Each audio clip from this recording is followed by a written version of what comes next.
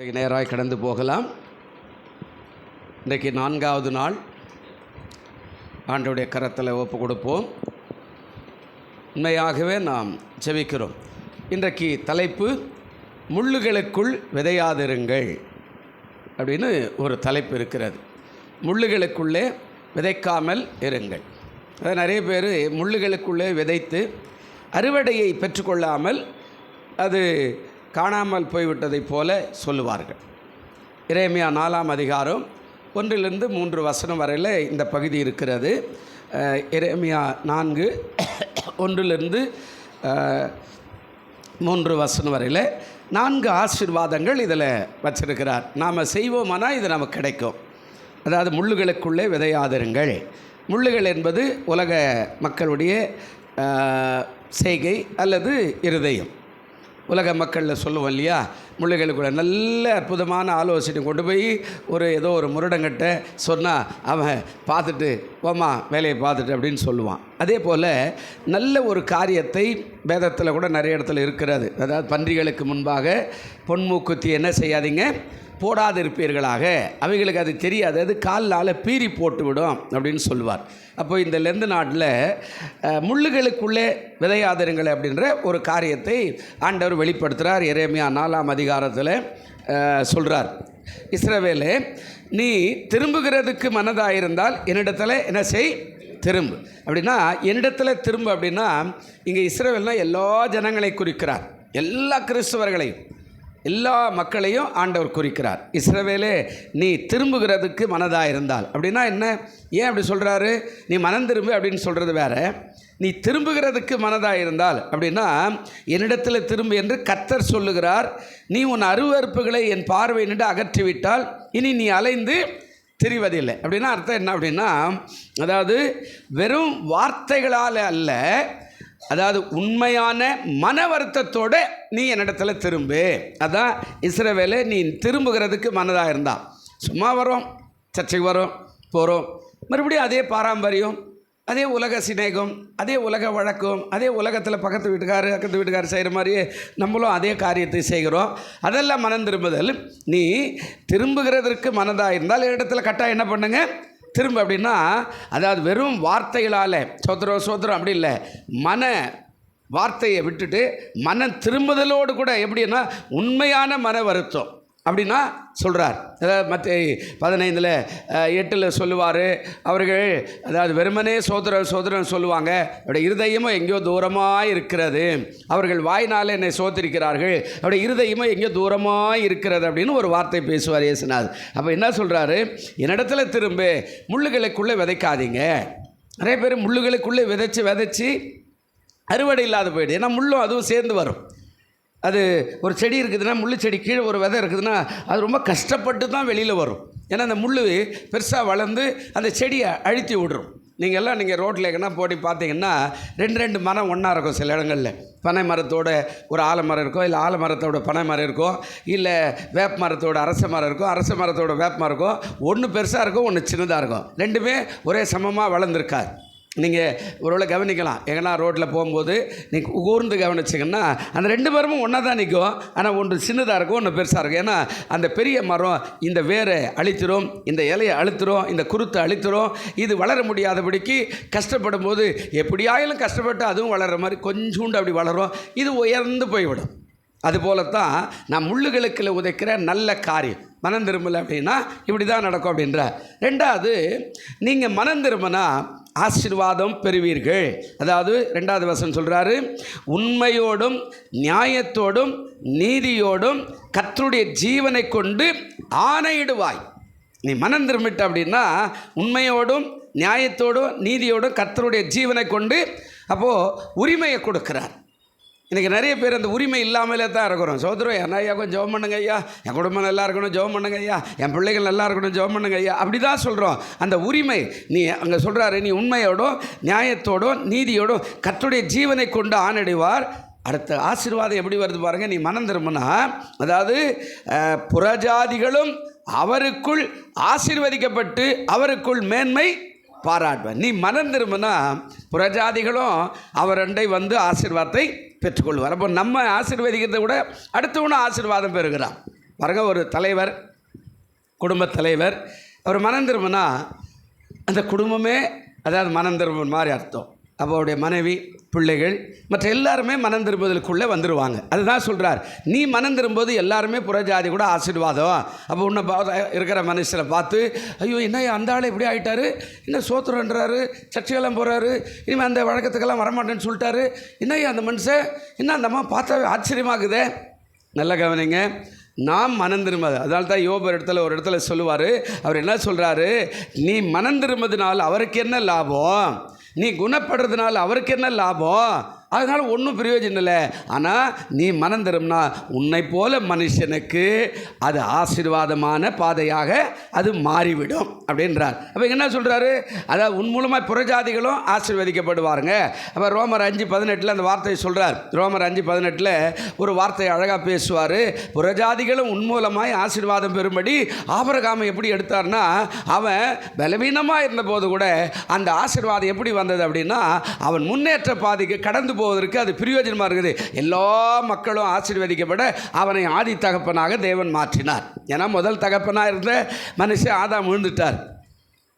அவன் மூலியமாக தான் எல்லாமே இந்த காரியம். அப்போ இந்த லெந்து நாள் எதுக்காக அப்படின்னா, நான் முள்ளுகளுக்குள்ளே விதைக்கிற மாதிரி சோதரி எப்போ வர மாதிரி சோதரம் ஒரு ஜெபம் பண்ணுவோம், தேவை, தலை வலிக்குது, உடம்பு வலிக்குது, அம்மா பணம் வரணும், பொருள் வரணும், இதையே நாம் பண்ணிக்கிட்டு இல்லாமல் நம்முடைய விதை பரிசுத்தமானதாக, நம்முடைய விதை வார்த்தை நல்ல நிலத்தில் விழப்பட்டதாக அது இருக்குமானால் நிச்சயமாய் தேவன் நம்மை ஆசீர்வதிப்பார். அல்லேலூயா. மூணாவது சொல்கிறாரு, நீங்கள் முள்ளுகளில் விதைக்க வேண்டாம் அப்படின்னு மறுபடியும் அதை சொல்கிறார்.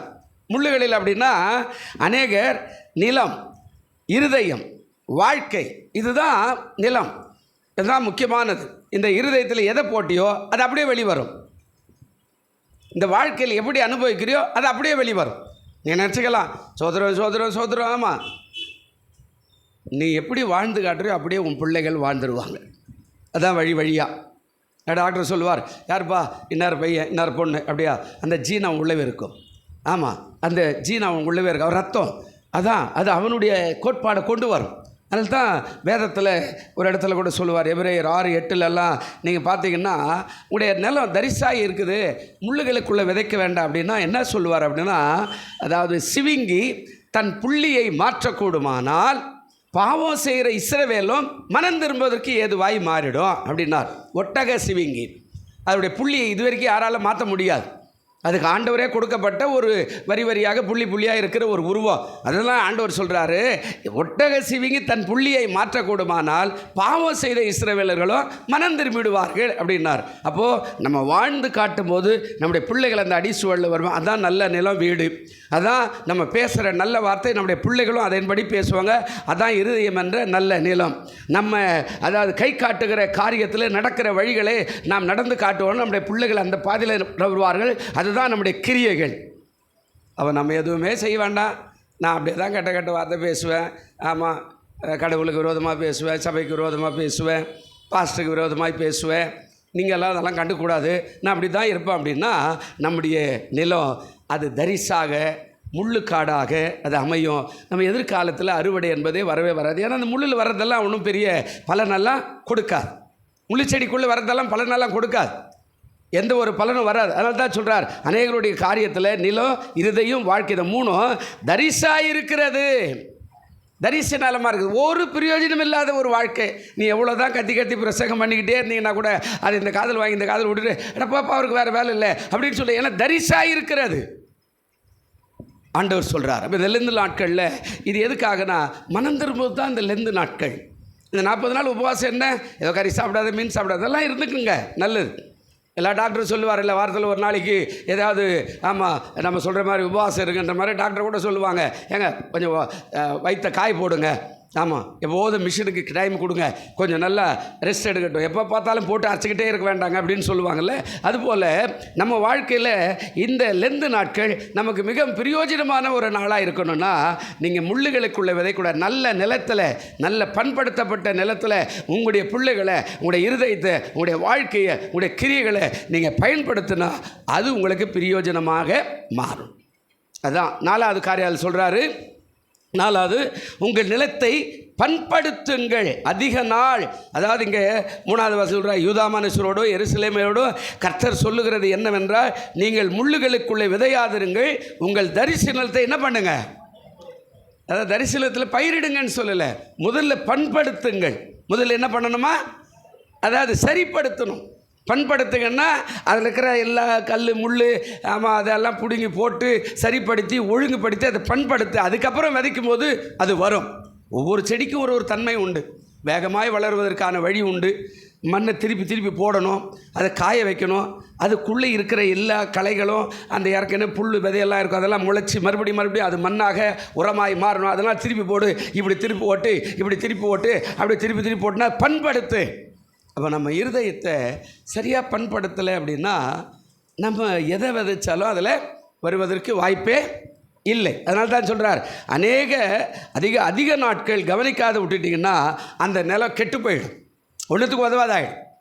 அதே மாதிரி இருதயம், அதே மாதிரி மனசு அதிக நாள் கவனிக்காமல் சரிப்படுத்தாமல் போகிற போக்கில் வாழ்ந்துட்டு போவோம், போகிற போக்கில் இருந்துட்டு போவோம் அப்படின்னா அது கெட்டுப்போன இதயமாய் மாறிடும். கெட்டுப்போன பேருக்கு என்ன வரும், நல்லது எப்பவுமே இருதயத்தில் வரும், கெட்டதே வரும். ஏன்னா கல்யாண வீட்டுக்கு போனீங்கன்னா கூட நீங்கள் ஆசீர்வாதம் பதிலாக்கா இதுக்கு போய் இவ்வளோ பெரிய புருஷனா, இதுக்கு போய் இந்த மாதிரி பொண்ணு வந்துச்சா, இது மூஞ்சிக்கு எப்படி, அது மாதிரி கெட்ட வார்த்தையை பேசுகிற ஒரு நிர்பந்தம் வந்துடும். ஏன்னா அது கவனிக்கப்படாமல் கெட்டு போய் விட்டது. அதாங்க சொல்கிறார் ஓசியா 10:12 அழகான ஒரு வார்த்தை அதில் சொல்லுவார், நீங்கள் விதையுங்கள், அதாவது நீதிக்கென்று விதையுங்கள் அப்படின்வார்.